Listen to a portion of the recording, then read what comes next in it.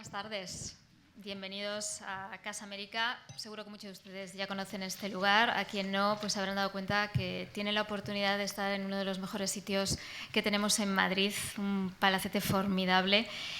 Y no menos formidable va a ser el debate y lo que vamos a escuchar aquí en unos minutos. Estamos para hablar de la protección internacional de las democracias. Estamos dentro del ciclo Pensar América, Pensar España. Yo quiero hacerles a ustedes varias preguntas. Por ejemplo, ¿sienten miedo por expresar su opinión? ¿Temen que cuestionar a su gobierno les conlleve algún castigo? ¿Se sienten discriminados en un momento determinado si su opción política no es la que sale elegida de las urnas? ¿Se consideran libres? Seguramente muchos de ustedes con matices son preguntas que ni se plantean, sobre todo si se encuentran en países como España. Pero no ocurre lo mismo en muchos puntos del mundo. Y es obligación de la comunidad internacional el intentar alcanzar que el ciudadano se sienta libre. Para hablar de ello, tenemos aquí a tres voces más que autorizadas, personas conocedoras no solo de la situación que se vive en países como España, pertenecientes a la Unión Europea. También vamos a hablar de lo que ocurre en países americanos, Venezuela, sobre todo, que es el país que tenemos las personas que hacemos informativos más presente. Les voy a presentar ya a las personas que se encuentran con nosotros. Voy a empezar por el señor Santiago Ripoll, lo tienen en el extremo de la mesa, es catedrático de Derecho Internacional Público de la Universidad Pompeu Fabra, ha sido letrado del Tribunal Constitucional de España desde octubre de 2003 hasta febrero de 2015 y es presidente del Instituto Iberoamericano de Derecho Aeronáutico, del Espacio y de la Navegación Comercial desde octubre de 2017. A mi lado, aquí a mi derecha, tengo a don Hernando Valencia Villa, es doctor en Derecho de la Universidad de Yale y exsecretario ejecutivo adjunto de la Comisión Interamericana de Derechos Humanos. Él es colombiano y va a hacer especial hincapié en la contribución de los derechos humanos a la protección internacional de las democracias. Va a hablar, entre otras cosas, de la OEA. Yo no quiero adelantarles a ustedes nada para que sean ellos quienes se nos vayan introduciendo. Y aquí, a mi izquierda, tengo a don Luis Vicente León. Él es venezolano, es presidente de Data Analysis, economista de UCAD, magíster USB, profesor de análisis de entorno de IASA, UCAP, articulista del Universal, Panorama, El Tiempo, El Informador. En definitiva, es una persona con muchísimo bagaje y conocedora del tema que nos trae aquí ahora. Va a profundizar sobre el déficit democrático en América Latina, la nueva demanda de la población, también hablará de la situación que se vive, él es venezolano, en su país. Si nos da tiempo y ustedes se prometen simplemente preguntar, sí, algunos sonríe, pues vamos a hacerlo interactivo y ustedes van a poder participar y colaborar. Pero ya les digo que yo tengo genio, aunque sea pequeñita, y el que no pregunte lo callo. Si me tengo que levantar, me levanto si es preciso, ¿eh? Bueno, vamos a empezar. Si les parece, empezamos, Santiago, por usted. ¿Sí? Pero yo quiero, para empezar, dar una frase que creo que es importante. Y es una frase que, por supuesto, no es mía, es de Abraham Lincoln, que decía: ningún hombre es demasiado bueno para gobernar a otro sin su consentimiento. Creo que es un buen arranque para empezar a hablar de la democracia y para empezar a hablar de su defensa dentro del panorama internacional. Bueno, muchas gracias. En primer lugar, yo quiero agradecer a los organizadores de este evento la amable invitación que me han hecho para participar en el mismo. Para mí, sin duda, es una satisfacción y un honor poder compartir con ustedes mis reflexiones y hacerlo además en este marco. Yo quería, siguiendo el hilo de lo que se nos ha propuesto, considerar, en primer lugar, el papel que tiene el derecho internacional en el respeto de la democracia y en la promoción de la democracia, y centrarme después brevemente en lo que el papel que juega en este sentido la Unión Europea, para establecer un poco las diferencias entre un contexto y otro. Respecto de la primera cuestión, las Naciones Unidas, por ejemplo, las Naciones Unidas no están exigiendo a los países, para ser miembros de la ONU, ser un país democrático. Los artículos de la Carta de Naciones Unidas que se refieren a la membresía nos habla de que ha de ser un Estado amante de la paz y que esté en condiciones de cumplir con las obligaciones recogidas en la Carta de Naciones Unidas, que está encaminada fundamentalmente al mantenimiento de la paz y de la seguridad internacionales. Por consiguiente, la comunidad internacional no exige el elemento democrático como algo esencial, ¿no?, para participar en la misma. Pero dicho esto, la propia Carta de Naciones Unidas hace una referencia a la protección de los derechos humanos, señalando dos cosas. Una, los órganos de Naciones Unidas tienen la obligación de promover en el interior de los Estados el respeto de los derechos humanos, los órganos de Naciones Unidas. Y es precisamente en el desarrollo de este mandato que las Naciones Unidas han ido aprobando multitud de tratados internacionales encaminados a proteger derechos humanos. Y es en ese contexto que aparece la Declaración Universal, convenios contra la tortura, desapariciones forzadas. Se crean órganos de supervisión de cómo los estados que han ratificado estos convenios cumplen con las obligaciones asumidas. Se trata también de dar respuesta a actuaciones de violencia, de violación de derechos humanos de carácter sistemático que ocurren en países que están al margen de todo este sistema convencional establecido por Naciones Unidas.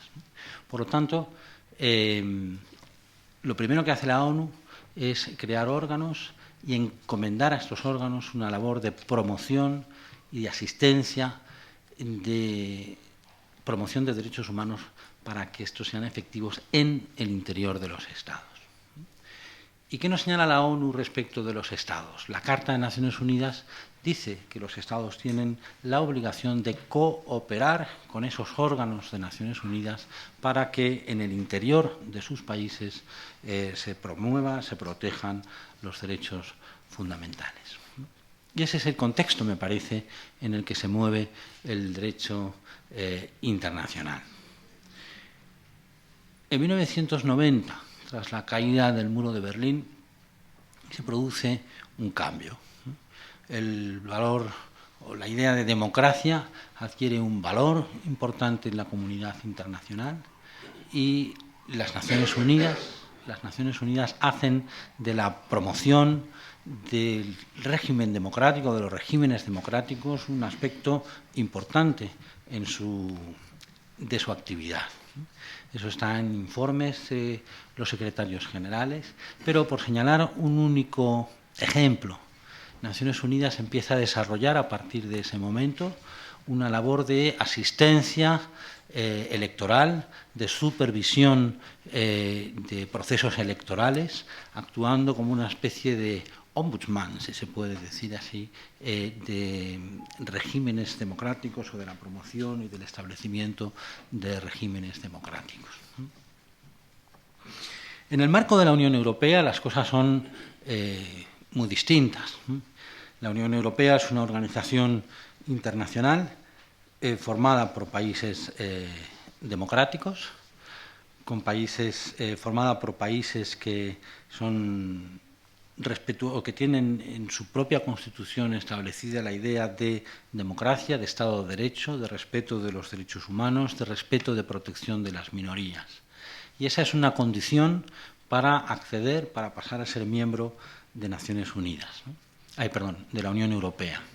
El respeto de la democracia, de los derechos humanos, también el disponer de un sistema económico, de economía de mercado. Los Estados han de asumir obligaciones que se derivan de adherirse a la Unión Europea, incluida esa capacidad para poner en práctica normas y estándares políticos de protección y de salvaguardia de esos derechos fundamentales. En los años 90, precisamente, surgen eso se cristaliza en lo que han sido denominados criterios de Copenhague, exigiendo esos requisitos: democracia, derechos humanos, economía de mercado, para pasarse miembro de la Unión Europea. El artículo 2 del Tratado de la Unión Europea hace de esos valores, de la democracia, de los derechos humanos, algo fundamental. Y esto no quiere decir, obviamente, que no hayan existido problemas en los países miembros de la Unión Europea y que no haya sido un factor de preocupación la vulneración de la idea o de la regla del Estado de Derecho en la Unión Europea. Por señalar algunos ejemplos, pues tenemos fue una cuestión problemática en el año 2010 la postura adoptada por el gobierno de Francia frente a la expulsión masiva de grupos de gitanos que estaban en su territorio. O también las reformas habidas en Hungría desde 2011, o dudas respecto del Estado de Derecho en Rumanía, o también el ascenso de Haider en Austria, que llevó a la imposición de un régimen de sanciones, no por la Unión Europea, sino por los Estados miembros en el año 2000. En definitiva, han surgido cuestiones de preocupación relacionadas con la vulneración del Estado de Derecho. Eso ha sido abordado por la Unión Europea con carácter general, pero digamos que eran situaciones particularizadas.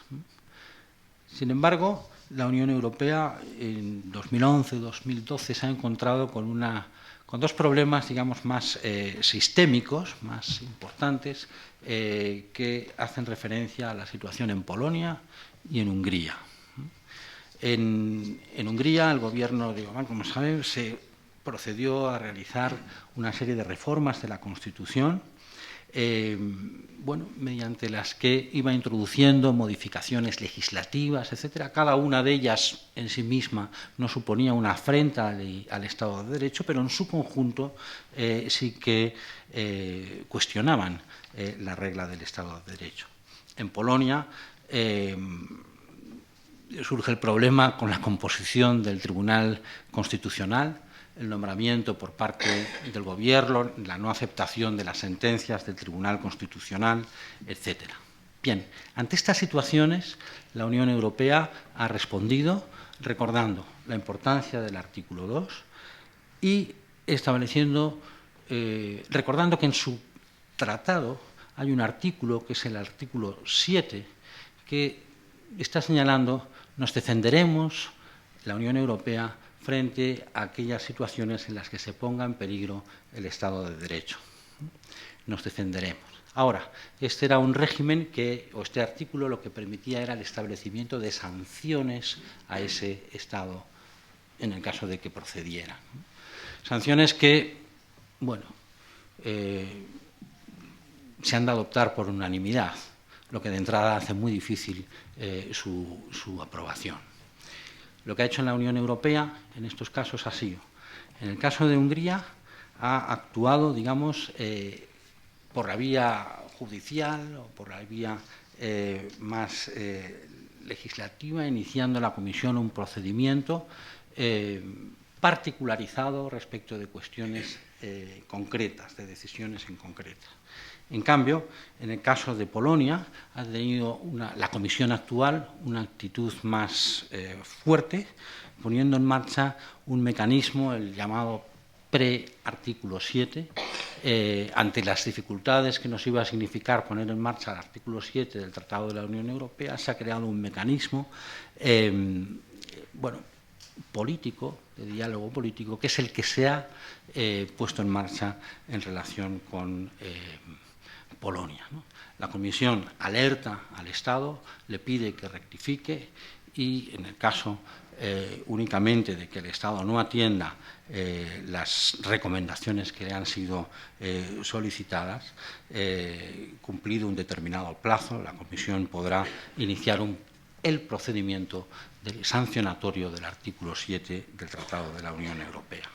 En el caso de Polonia, donde esto se ha hecho efectivo, ese pre-artículo 7, pues el gobierno polaco al final ha atendido las recomendaciones que le fueron planteadas por la Comisión Europea.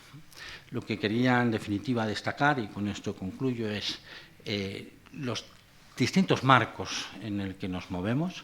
El marco del derecho internacional, que ha hecho de la promoción, defensa de la democracia uno de sus valores a partir de los años 90, desarrollando determinadas actuaciones concretas, pero es en el marco de la Unión Europea, donde ya todos los Estados son países democráticos, respetuosos del Estado de Derecho, la medida o las actuaciones han podido ser estar más institucionalizadas, aunque, como digo,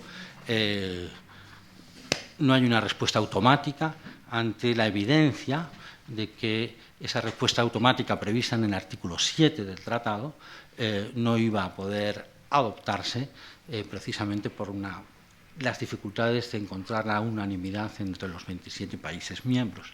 Y eso ha llevado a adoptar un mecanismo que combina el régimen sancionador, dejándolo en última instancia, pero lo combina con un mecanismo, digamos, de sanción política, pues que ha hecho posible que de un modo u otro la regla del Estado de Derecho sea supervisada por las instituciones comunitarias.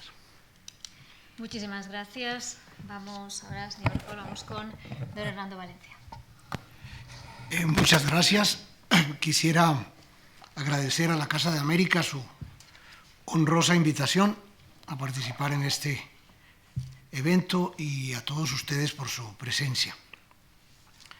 Mi contribución al tema de esta noche, la protección internacional de las democracias, quiere subrayar el papel de los derechos humanos como principal mecanismo de control de calidad sobre la gestión democrática de los estados y sobre todo de las libertades y los derechos de las ciudadanías, tanto en el ámbito global como en los ámbitos continentales, porque disponemos de 4 grandes sistemas o regímenes de protección internacional de los derechos humanos y, por tanto, de protección indirecta de las democracias, que son el sistema mundial o global de las Naciones Unidas y los 3 sistemas continentales o regionales del Consejo de Europa,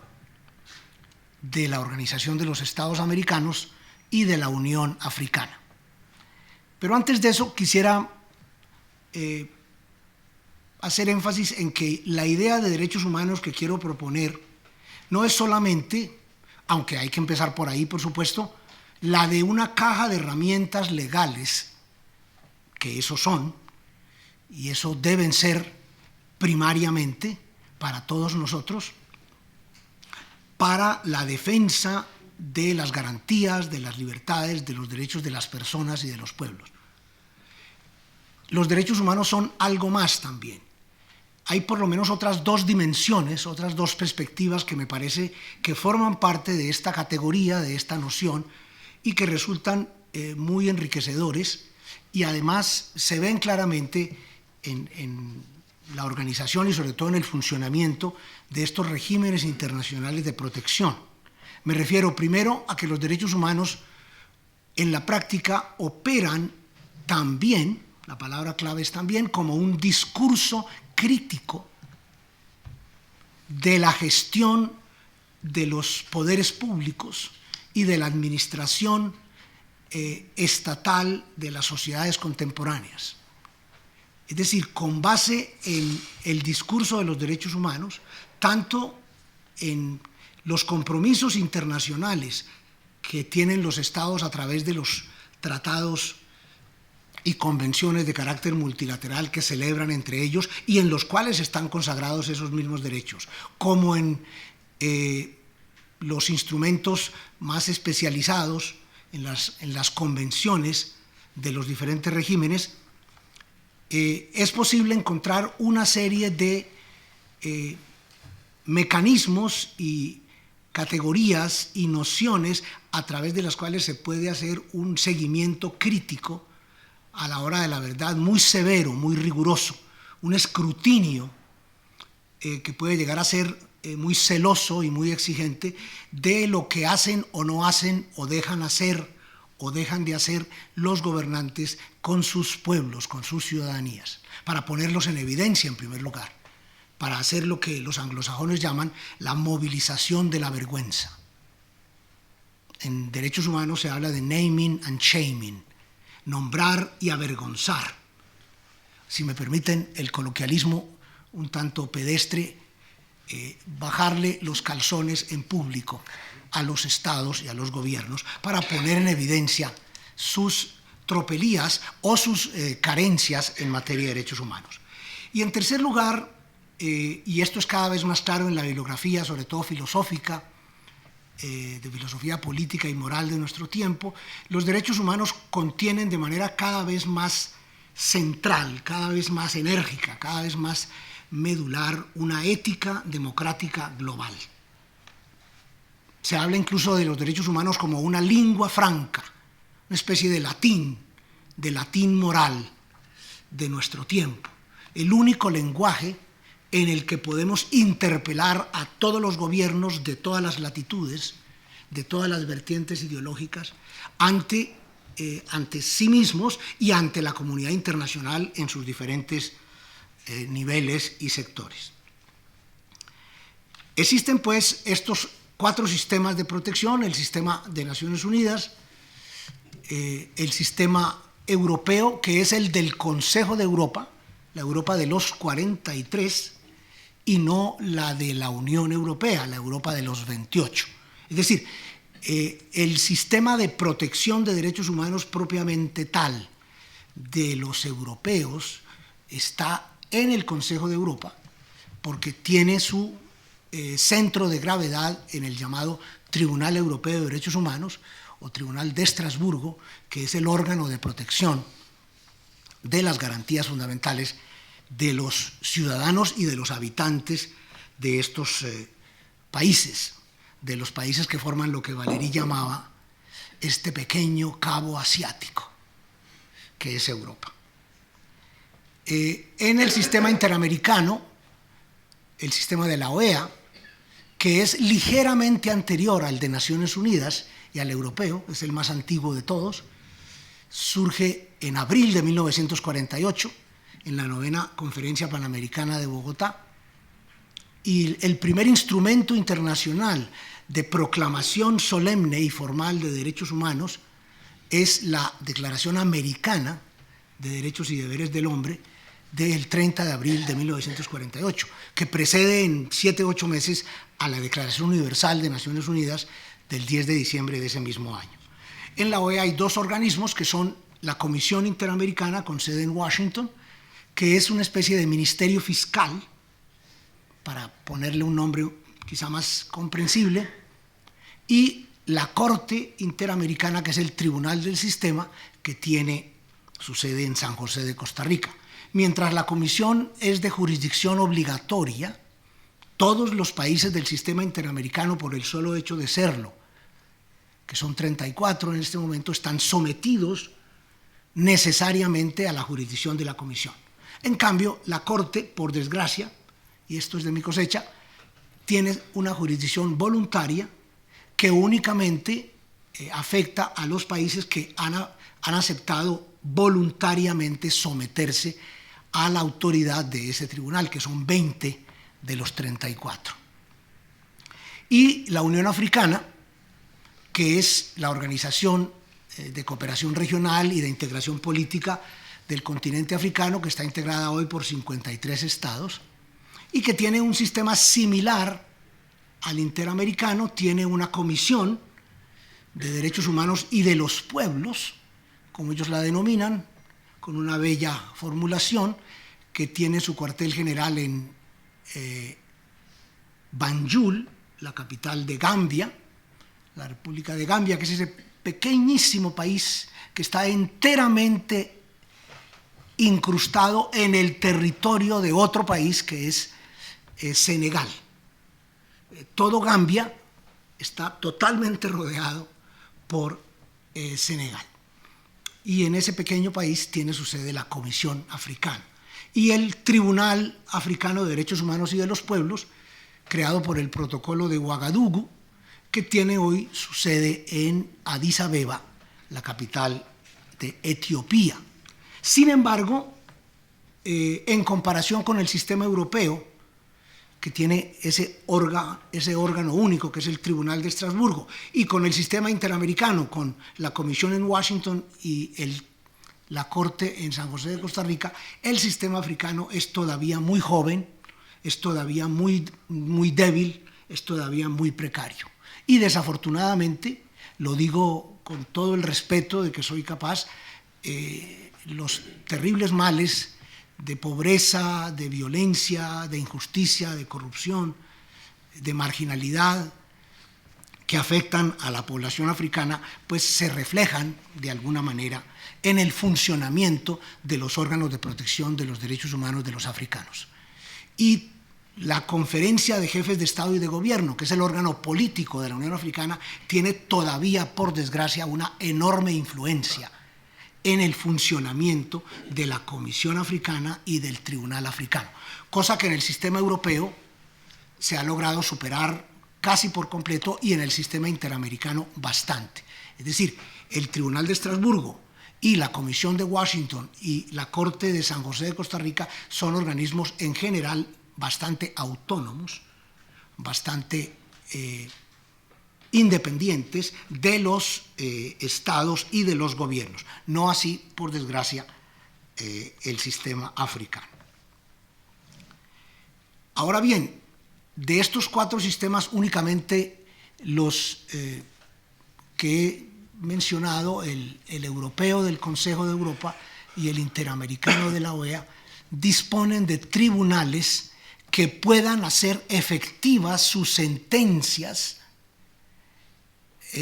para meter en cintura a los gobiernos de los estados y obligarlos a cumplir sus obligaciones internacionales en materia de derechos humanos y, por tanto, respetar esas características básicas y fundamentales de la democracia. En el sistema africano todavía no llegamos allá. Han producido muy pocas decisiones, tanto el Tribunal de Addis Abeba como la Comisión de Banjul, y en el sistema de Naciones Unidas no existe todavía, para escándalo y frustración de muchos de nosotros, un tribunal internacional o global de derechos humanos.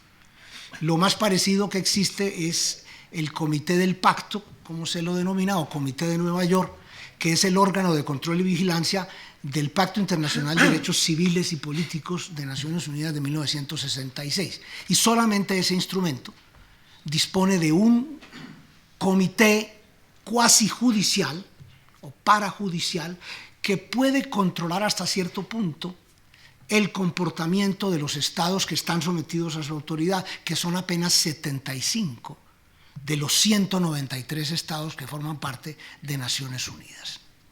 Por tanto, en Naciones Unidas, cosa que muchos no solamente se explican, sino incluso que celebran, porque se trata de una organización que todavía tiene muchas asignaturas pendientes, no hay un tribunal que pueda imponer estas decisiones. Quisiera mencionar además que el campo de los derechos humanos es extraordinariamente complejo desde el punto de vista estrictamente normativo, en términos de cuáles son los bienes protegidos y cuáles son las personas protegidas, y cuáles son los recursos que pueden invocar esas personas para preservar esos bienes, es decir, esos derechos, esas libertades, esas garantías. Yo creo que son básicamente 6 grandes ramas o vertientes o componentes que tiene hoy el derecho internacional de los derechos humanos, o como propone la profesora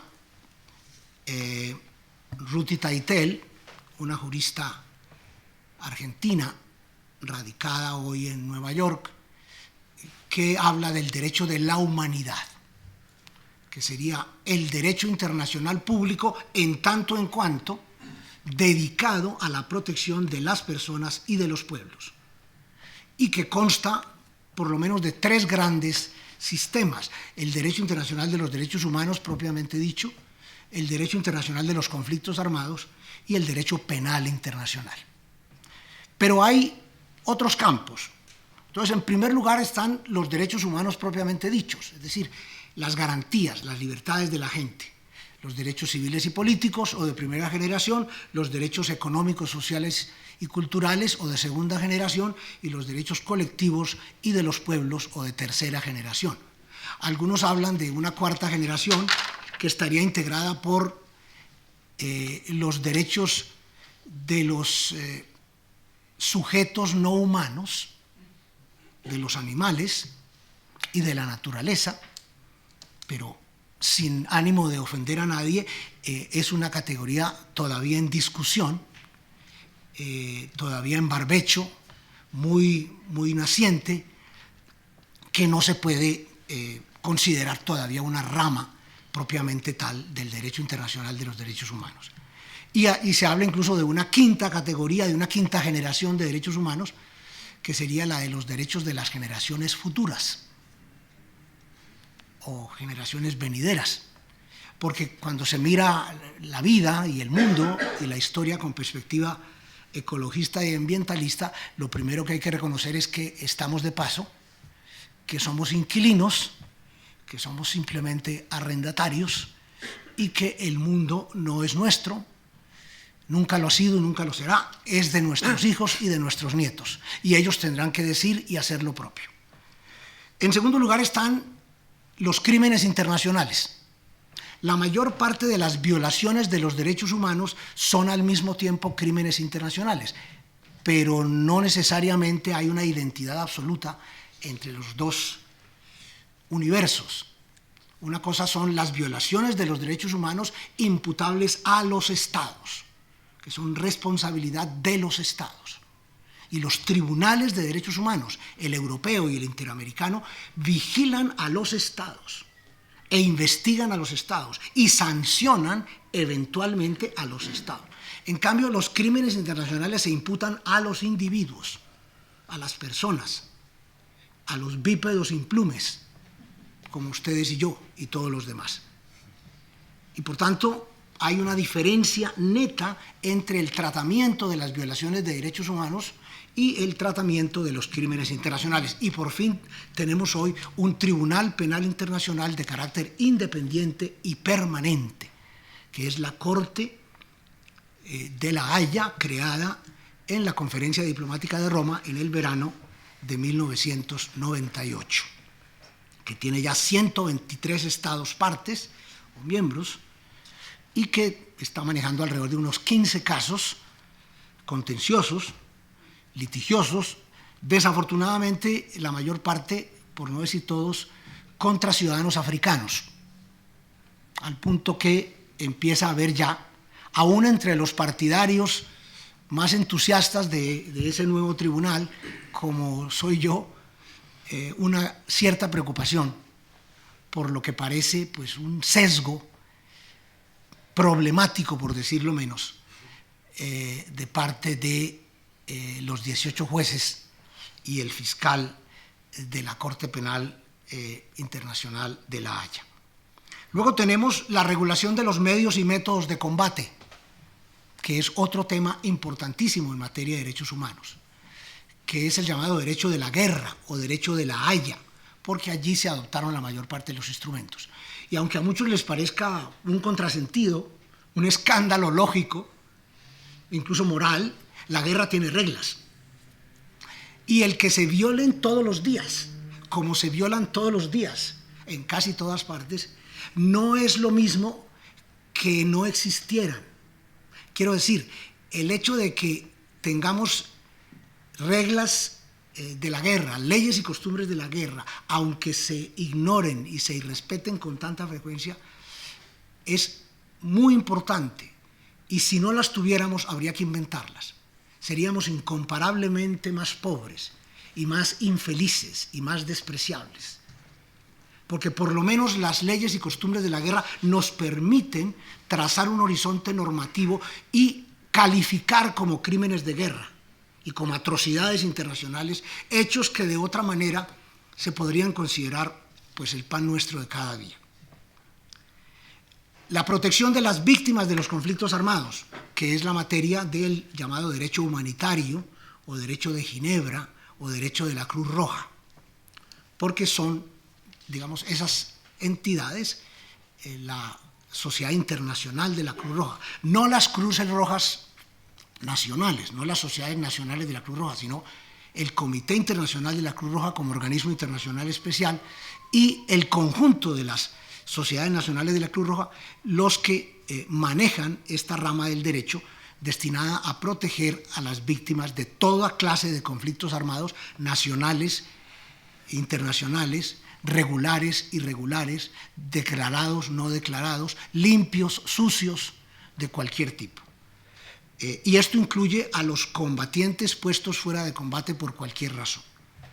La protección de las minorías y poblaciones vulnerables también es otro campo muy importante del derecho internacional de los derechos humanos o derecho de la humanidad. Estamos hablando de las minorías étnicas, las minorías lingüísticas, las minorías raciales. Utilizo raciales con temor y temblor. Raza me parece una palabra racista, como a Einstein, cuando llegó como refugiado a los Estados Unidos en 1933 y le presentaron el formulario de inmigración en Nueva York, encontró una pregunta que decía raza. Y el maestro, en un gesto que por sí solo lo pondría ya entre los inmortales, tachó y puso humana. Pero se habla de minorías raciales, pero también estamos hablando de los niños, de las mujeres, es decir, de mayorías tratadas como minorías, porque esa es la paradoja. Discapacitados, extranjeros, homosexuales, transexuales y personas nuevas o incluso inéditas identidades en materia de género y en materia de vivencia de su sexualidad. Estamos hablando de toda clase de poblaciones que puedan estar eventualmente amenazadas o que estén efectivamente amenazadas. Esas también son objeto de una serie de convenciones, de una serie de instrumentos, y tienen unos grupos de trabajo, unos relatores especiales y unos comités convencionales que los vigilan. Y finalmente, los refugiados, los desplazados y los apátridas.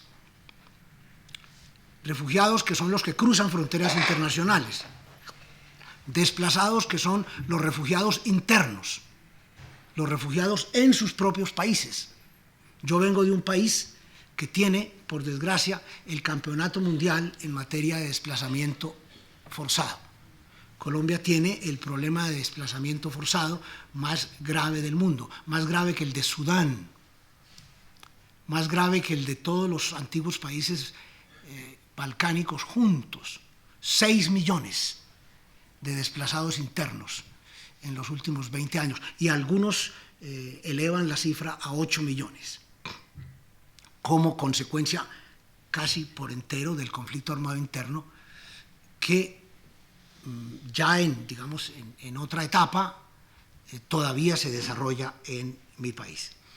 Porque aunque se ha firmado la paz con la mayor de las guerrillas combatientes hasta el año pasado, las llamadas FARC, todavía queda un grupo guerrillero, el ELN, el Ejército de Liberación Nacional, que está todavía alzado en armas y que está en este momento negociando con el gobierno colombiano y que seguramente tomará 4 o 5 años más en su negociación.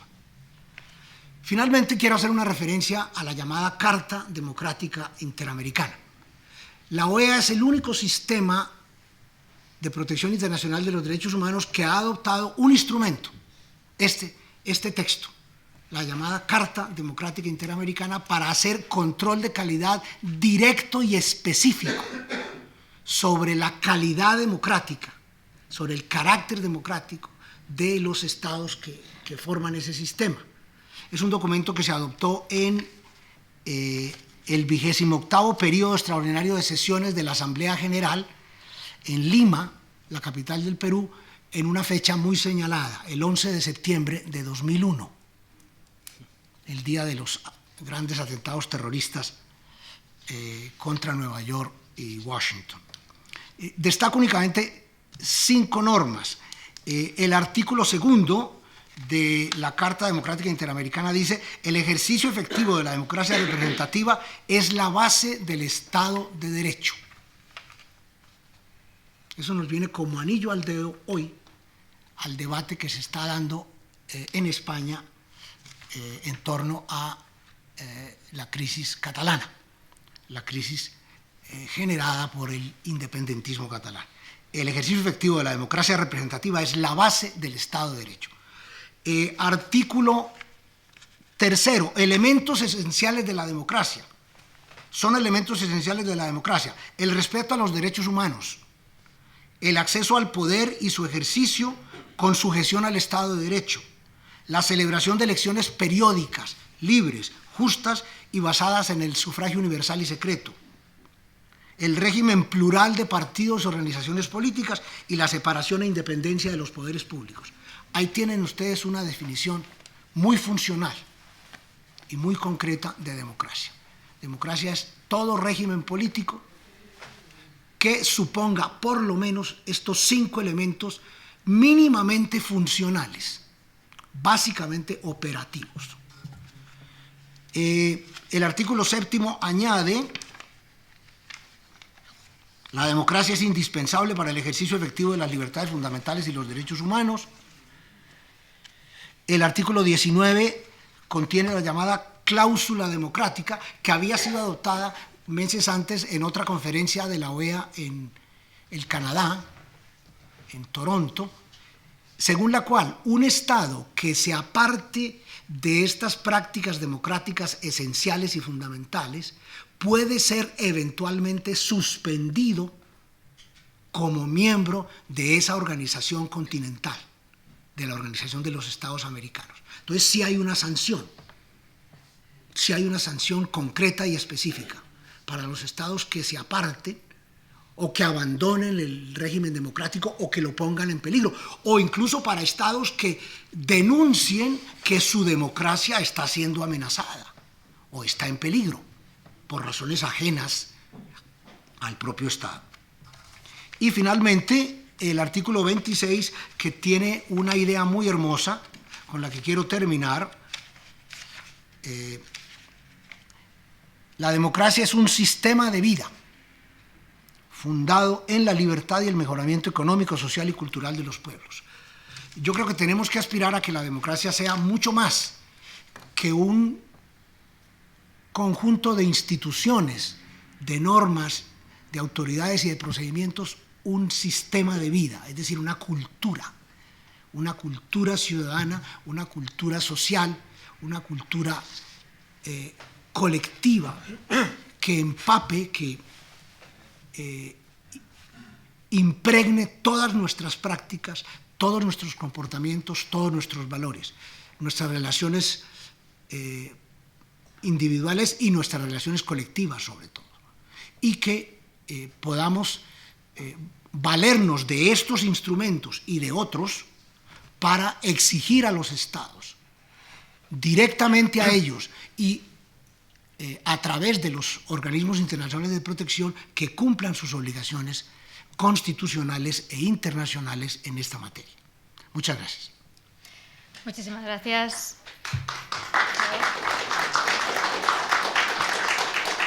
Don Hernando Valencia, don Luis Vicente León en su turno.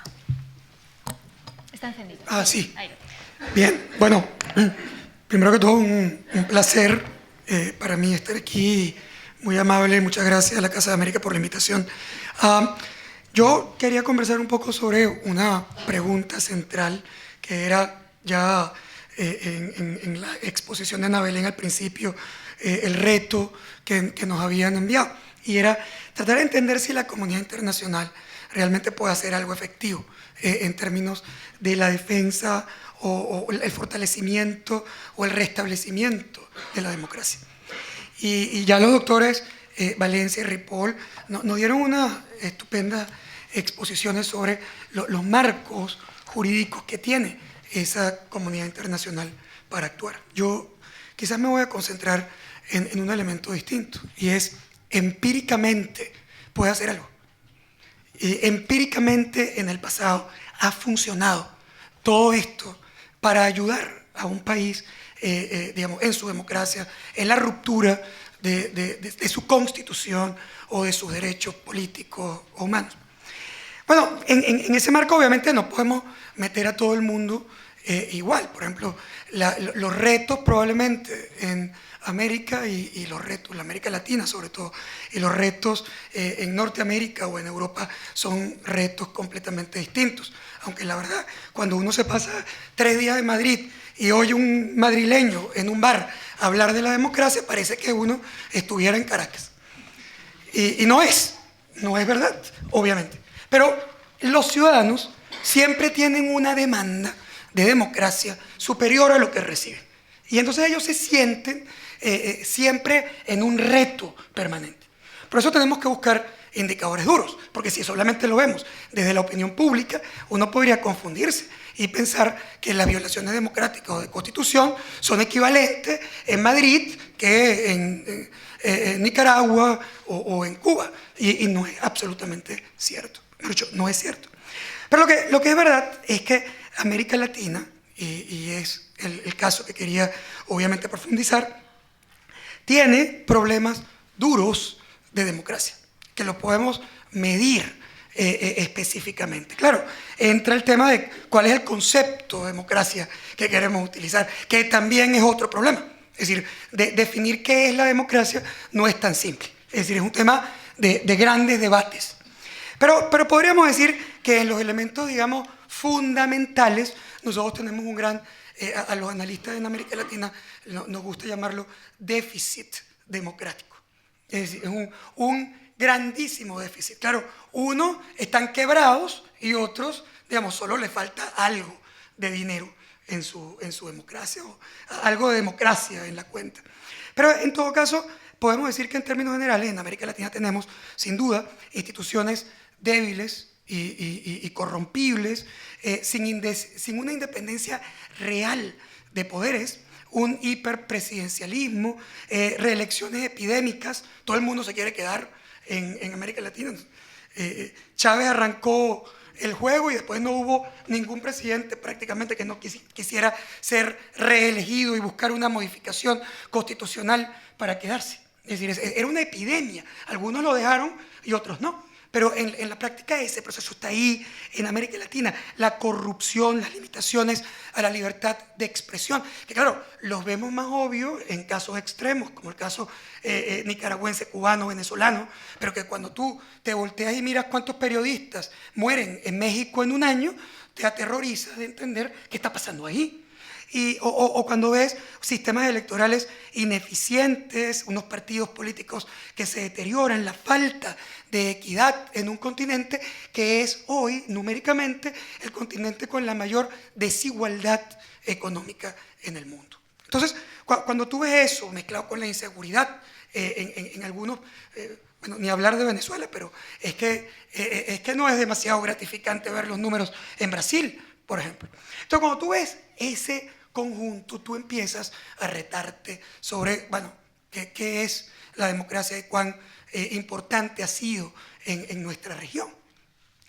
Y ahí empezamos a desmenuzar un poco, porque obviamente no es lo mismo hablar de Costa Rica y Uruguay en el máximo de la democracia latina, o hablar de Cuba, Nicaragua y Venezuela en el otro lado absoluto de esta ecuación. Y entonces empieza a ver, bueno, podemos separar esa democracia en partes. Nos referimos a la parte electoral procedimental de la democracia, así que es una parte fundamental de ella, las elecciones, y que sean competitivas y que eventualmente la gente pueda, digamos, que la elección refleje la preferencia de los electores. O estamos hablando de una segunda parte de la democracia que tiene que ver con sus instituciones y el cumplimiento de su constitución y su marco jurídico y legal. O estamos hablando del tercer nivel, y es que la gente en ese sistema en realidad haya tenido una calidad de vida justa y que pueda vivir, y que sus hijos tengan la esperanza de vivir ahí y tener una vida digna. Es decir, ¿de cuál de las tres dimensiones estamos hablando cuando decimos en qué ayudar? ¿Cuál dimensión o nivel nos referimos? ¿La comunidad internacional tratando de ayudarnos a fortalecer una democracia débil, o la comunidad internacional ayudándonos a restituir una democracia que en realidad no lo es? Es decir, que no es o que no existe. Es decir, esos son dos niveles completamente distintos, y probablemente necesitamos ayuda en los dos, en el fortalecimiento de la democracia y en la restitución, en algunos casos, de la democracia en América Latina. Pero en este proceso yo diría que las ayudas son complejas también. Es decir, porque al final, si ustedes ven, incluso en las presentaciones previas, en los marcos jurídicos, hay algo que intenta de alguna manera ayudar al mantenimiento de la democracia a través de presionar el cumplimiento de algunas reglas, y cuando no lo cumples incluso ir al proceso de sanciones, desde expulsarte de la OEA hasta, digamos, un juicio en la Corte de la Haya por una violación de derechos humanos. La pregunta es, esto en realidad es, digamos, ¿cómo lo separo? Es como cuando tú tienes un hijo adolescente, el tipo tiene nosotros decimos rollo, un problema, y tú tratas de resolverlo y no hay forma, no lo resuelves. Y al final, entonces lo castigas. Y cuando lo castigas, resulta que tampoco resuelves el problema. Pero entonces tú dices, bueno, pero no puedo no castigarlo aunque el castigo no resuelva el problema. Pero yo lo estoy castigando sabiendo que el castigo tampoco va a resolver el problema. Y ahí me meto en un problema importante, filosófico y empírico. Es decir, ¿para qué lo castigué? ¿Lo castigué para resolver el problema, o lo castigué para yo sentirme mejor diciendo que fue que yo no dejé de hacer algo aunque sabía que había un problema?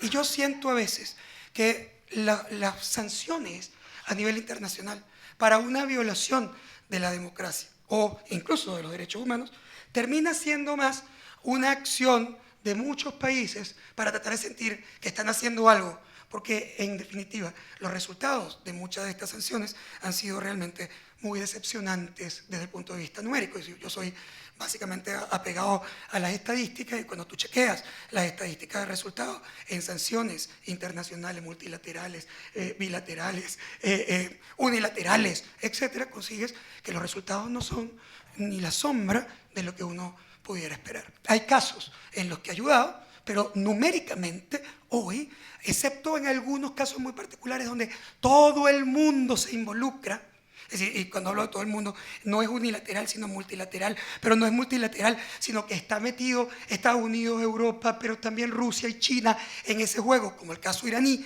que de alguna manera los metió al final a todos en el juego y tuvo algún impacto para modificar la conducta de un gobierno.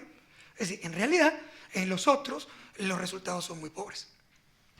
Pero cuando tú lo miras así, la pregunta es, entonces, ¿qué hago?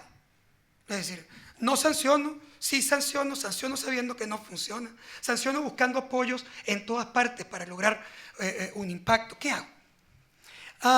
El primer elemento yo lo pondría como un ejemplo, quizás rústico, duro, que es, si tú estás hablando de una democracia en problemas o una constitución que no se cumple, yo diría que esto es como un secuestro. Es decir, hay alguien que está secuestrando la democracia, porque si todavía tengo la esperanza de revivirla, porque no la han matado. Es decir, bueno, puede ser que quiera sustituirla o restituirla, pero supongamos que estamos en el caso de un secuestro. Y si yo lo miro como un secuestro, yo tengo a una comunidad internacional que puede actuar de 3 maneras distintas frente al secuestro. Es como un vecindario que mira a la mujer secuestrada dentro de su casa y va a decidir qué puede hacer frente a eso. Y entonces te consigues 3 cosas. La primera es que podrías entrar a esa casa como una operación comando a rescatar a esa mujer con armas de alta sofisticación y te vas a despachar al secuestrador y vas a rescatar a la víctima. Es una posibilidad. Es decir, una acción frente al secuestro. Claro, ahí empieza un problema terrible. La mitad del barrio te dice que no está de acuerdo que tú entres con armas a esa casa, que además va a poner en peligro a la víctima, que eso es absolutamente ilegal, inadecuado y primitivo. Y otra parte que te va a decir, bueno, otros que te van a decir que la autodeterminación. Y después otros que te van a decir que cuesta una fortuna y que eso no se puede hacer. Es decir, entonces ya tienes una primera opción llena de problemas filosóficos, empíricos, de recursos, etc. Tienes la segunda opción. Bueno, vamos a aislarlo. Que de alguna manera vienen las sanciones metidas en este paquete. Vamos a aislar a ese secuestrador. Entonces, le cerramos el agua, la luz y no dejamos que pase comida y entonces él va a tener que salir de esa casa porque no puede más. Está aislado. Entonces lo bloqueamos, le impedimos que haga negocios, que pueda sacar productos y él va a explotar. El problema en el aislamiento del secuestrador es que primero en esa casa, hasta que tú resuelves el problema, suponiendo que lo resuelves, hay una alacena adentro y el único que tiene la llave de la alacena es el secuestrador. Entonces cuando tú aislaste, resulta que no aislaste al secuestrador solamente, sino que aislaste al secuestrador y a la víctima. La víctima está dentro de la casa y el que no tiene agua, luz y comida está adentro de la casa. Vale la pena decir que muchas veces desde afuera se ve facilito. Bueno, pero sí, y además el pueblo tiene que hacer sacrificios para resolver su problema. Es un poco distinto cuando tú vives dentro. La perspectiva cambia dramáticamente. Cuando tú estás ahí, aislado también. Pero además, con el mayor impacto y costo de ese aislamiento. La cosa cambia dramáticamente. Y además, sobre todo cuando tienes 2 vecinos atrás, una mansión negra y una mansión roja espectaculares, que deciden además tirarle un cable de electricidad al secuestrador y ofrecerle comida a cambio de usar el jardín más barato. Es decir, porque entonces el tema se puede prolongar mucho más tiempo del que tú crees, porque al final ese aislamiento no es total. Y por lo tanto, te queda un pedazo de vida. Y es verdad que el secuestrador está peor, es verdad que el secuestrador está más débil, es verdad que tiene menos dinero, pero también se convierte en el Big Brother de un charquero. Es decir, el único que tiene algo y termina dominando a las víctimas, básicamente porque él es el único que puede entregarles algo en ese sistema. Claro, tienes la tercera opción en el secuestro, y es probablemente la más popular. La más popular después de cometer todas las estupideces previas. Y es negociar. La negociación con el secuestrador. Claro, esa negociación no es simple. Es decir, porque hay un montón de factores. Lo primero es que el secuestrador normalmente no quiere negociar al principio, pero después siempre tiene alguna ganas de negociar. Al final, si secuestró es porque está buscando algo. Y eventualmente va a estar en el proceso la posibilidad de esa conexión. En esa negociación, ¿qué hay? Bueno, vale la pena decir que a lo mejor parte de estas 2 cosas previas juegan un papel en una negociación. A lo mejor el secuestrador está dispuesto a negociar porque cree que si no negocia le puede entrar el comando. Entonces, le da miedo y eventualmente puede estar más dispuesto en un momento determinado a abrirse a la negociación. O también puede aumentar la víctima su poder de negociación, o la familia de la víctima que negocia por ella, puede aumentar su poder de negociación ante el aislamiento parcial, que eventualmente liberarlo aumenta la posibilidad de que el secuestrador tenga ganas de esa negociación. Sí, porque tendría una situación mejor si negocia. Entonces, No es que las otras dos no funcionan, pueden funcionar siempre que tú las veas no como un mecanismo para sacar a un gobierno o para acabar con el secuestrador, sino cuando lo ves como un mecanismo para presionar la negociación. Es decir, cuando el objetivo final es la negociación, entonces los otros dos te podrían ser útiles en el sistema. Pero la negociación tiene vida propia. La primera es, obviamente, presionar al secuestrador a que esté dispuesto a negociar. Y tienes que tener poder de negociación. Es decir, nadie va a negociar contigo si tú no tienes nada que ofrecer.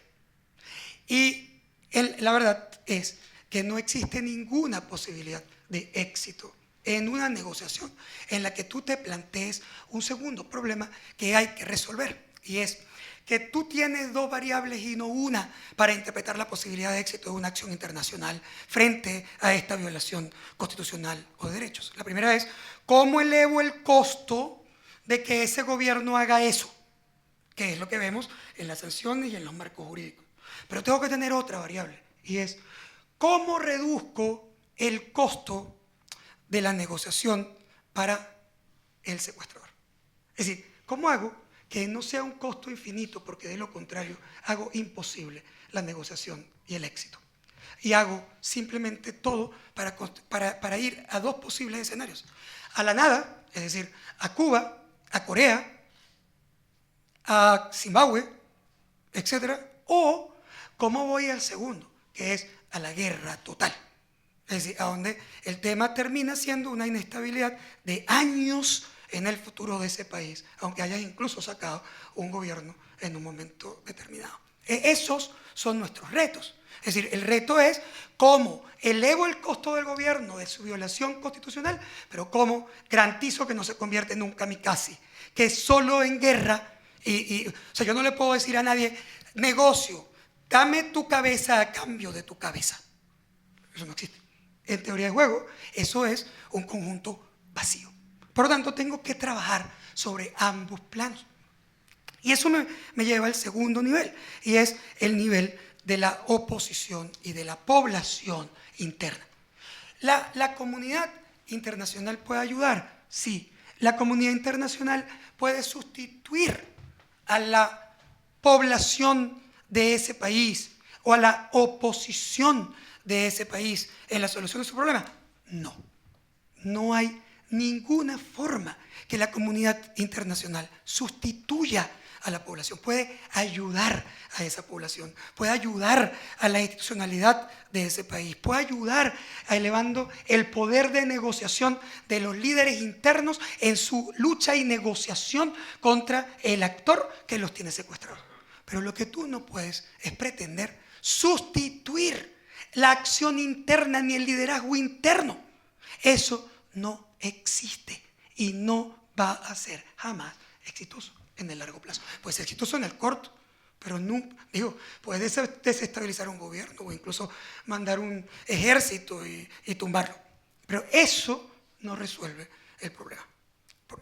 El tercer elemento es, si yo logro entregarles poder de negociación, si yo sanciono y presiono al actor, por otro lado, le elevo el poder de negociación a la víctima y los pongo a negociar, tengo una tercera cosa que tengo que cuidar. Hay una institucionalidad que funcione para esa negociación. Porque si no existe la institucionalidad, entonces tú estás presionando algo que no va a pasar y luego te sorprendes que no pase. Pero es que no puede pasar, porque si la institucionalidad de ese país no existe, si nadie puede tomar decisiones, si no hay confianza en nadie, si el uno tiene completa desconfianza en el otro, y si las instituciones no responden a la Constitución, sino a la revolución, entonces no existe ninguna posibilidad que uses esa institucionalidad para la negociación. Por lo tanto, tú vas a tener que ayudar desde afuera también a la institución que sirva para la negociación política que se requiere para resolver ese problema que rescate la democracia, que pasa por la reinstitucionalización de ese país. Y el cuarto nivel básicamente es la recompensa. Es decir, nosotros nos pasamos la vida en el mundo sobre los temas de violación constitucional y democrático, hablando de qué es lo que le vamos a hacer al tipo que incumple la Constitución. Es decir, los castigos, que por cierto son necesarios e indispensables, tener las reglas y obviamente las consecuencias de la violación. Pero resulta que para que tú tengas una negociación exitosa te falta una parte, y es la zanahoria de las negociaciones, que evidentemente te ayuden a reducir el costo de salida de ese actor. Aquí, en el caso de mi país, por ejemplo, que tenemos la necesidad de un rescate, de una restitución de la democracia, el tema en realidad es un tema hiper complicado. Tenemos un gobierno en poder que la gente ha percibido durante 18 años débil, y cada año que uno va a cualquier parte juran que este es el último año de ese gobierno, y tiene 18 años en poder. Y siendo sincero, tendría que decir que hoy es mucho más fuerte que hace apenas 2 meses. Es decir, no solamente no es verdad que está destruido, sino que es más fuerte que hace 2 meses en términos políticos, con un gravísimo problema económico, o sea, una crisis brutal. O sea, una crisis brutal que lo puede poner en aprietos y que no viene de las sanciones internacionales, por lo menos todavía, que viene de un modelo económico inadecuado, que se traduce en una destrucción brutal de valor. Ahora, ¿ese proceso significa la solución del problema? Depende. Para una persona lineal pensante, la crisis económica, el empobrecimiento severo, va a producir un levantamiento social que va a terminar con el gobierno. Eso puede no ser cierto. Lo hemos visto en N ejemplos en el mundo. Lo hemos visto en Cuba, lo hemos visto en Zimbabue, lo vimos en Libia, lo vimos en Siria, lo vimos en Irán, lo vimos en Mali, lo vimos en Madagascar. Es decir, no estoy diciendo temas, especiales o atípicos o excepcionales. Lo hemos visto en N cantidad de países.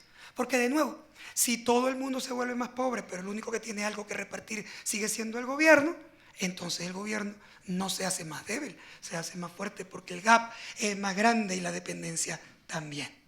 Por lo tanto, ni la crisis económica es suficiente para resolver el problema, ni el tema político parece serlo. Si lo vemos desde la oposición, tenemos una oposición en Venezuela fracturada y debilitada, con un problema crítico de liderazgo. Con un esfuerzo brutal, con un mérito increíble, porque hacer política opositora en Venezuela ha sido sin duda una actividad hiper riesgosa, de alto riesgo, y lo hemos visto en sus consecuencias. Y sin embargo, hay un montón de gente que está ahí y que lo hace y que trabaja y que asume esos riesgos importantísimos. Pero la verdad es que el resultado también es bastante decepcionante en términos de articulación, en términos de liderazgo, en términos no solo de resultados, sino básicamente incluso de acción. Esa oposición requiere también cambios. Entonces la pregunta a nivel internacional es, ¿te preocupas por la presión al gobierno? Porque es quien, asumes, rompe la Constitución y las leyes. Pero ¿te preocupas también por la oposición, que va a ser indispensable para resolver ese problema? O sea, te preocupas por ayudarla en su articulación. Te preocupas por entender quiénes son los interlocutores que eventualmente puedan llevar al éxito una negociación política a futuro, o eso lo das por descontado y luego te consigues con que no funciona.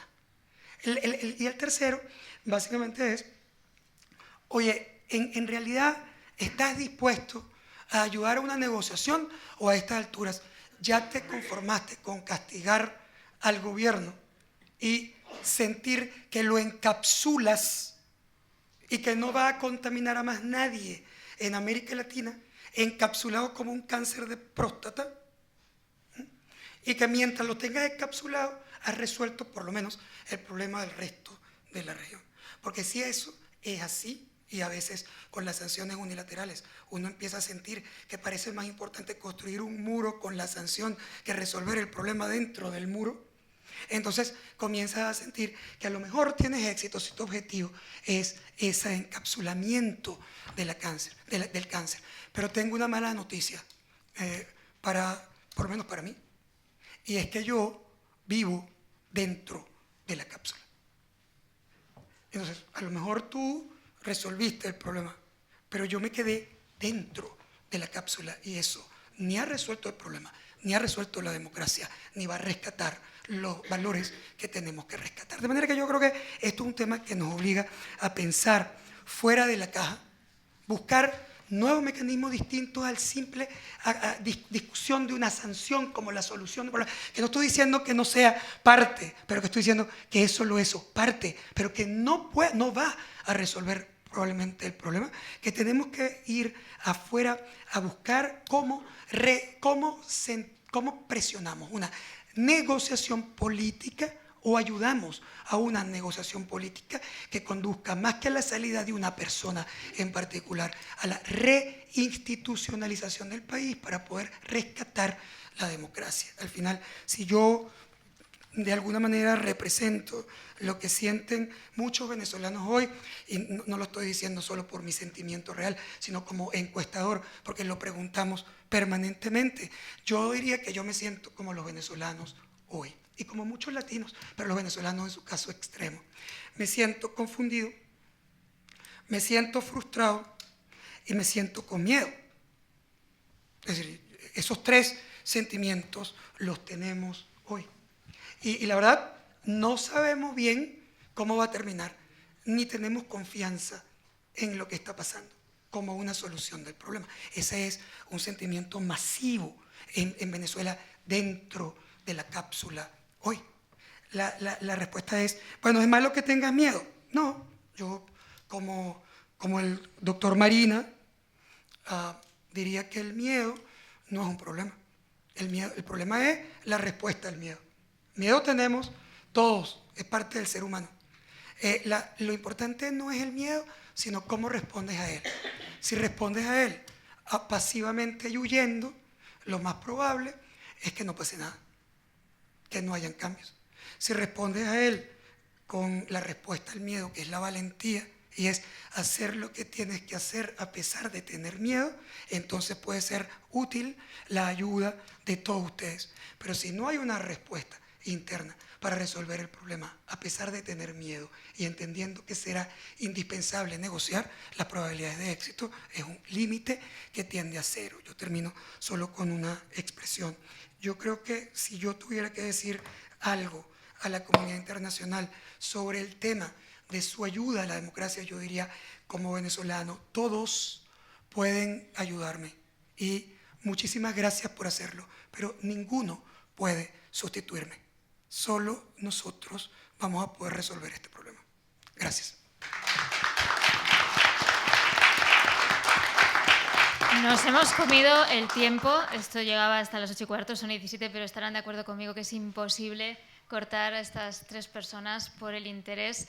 Muchas preguntas, muchas dudas. Por alusiones me gustaría que contestaran muy brevemente Santiago Ripoll y Hernando Valencia. Muchas preguntas porque para negociar hay que estar dentro de las mismas reglas del juego. Tú no puedes negociar con alguien que está distinto. Hablaba antes el profesor Hernando Valencia, que incluso existen unas reglas de la guerra, aunque sean un poco descabelladas. Yo les pido, por favor, que si tienen alguna alusión o algo que contestar entre ustedes a las exposiciones que han hecho. Muy breves, porque si puedo, un par de preguntitas muy breves damos y en 5 o 6 minutos acabamos. Bueno, yo la verdad es que en relación a esto último que has señalado, para negociar hay que estar dentro de las reglas del juego, ¿no? Y centrando ya mis reflexiones sobre lo vivido en Cataluña durante estos últimos años y en particular durante estos 2 últimos meses, ¿no? A mí me parece que en efecto para negociar hay que estar dentro de jugar con las reglas del juego, ¿no? Y lo que ocurre es que si se rompen o te sitúas al margen, esa negociación resulta imposible, ¿no? Yo creo que por definir el problema de fondo de lo que ha ocurrido en mi tierra, un gobierno entendiendo que tenía una mayoría, o entendiendo que una mayoría parlamentaria, que no de resultado en votos, ¿no? Una mayoría parlamentaria supone, dice, un mandato democrático, fuerza las instituciones, fuerza las leyes para alcanzar un objetivo, la independencia, que se considera de todo el pueblo. En el camino, ya lo hemos visto, ha quebrado la economía, ha violentado las instituciones, ha roto la paz social.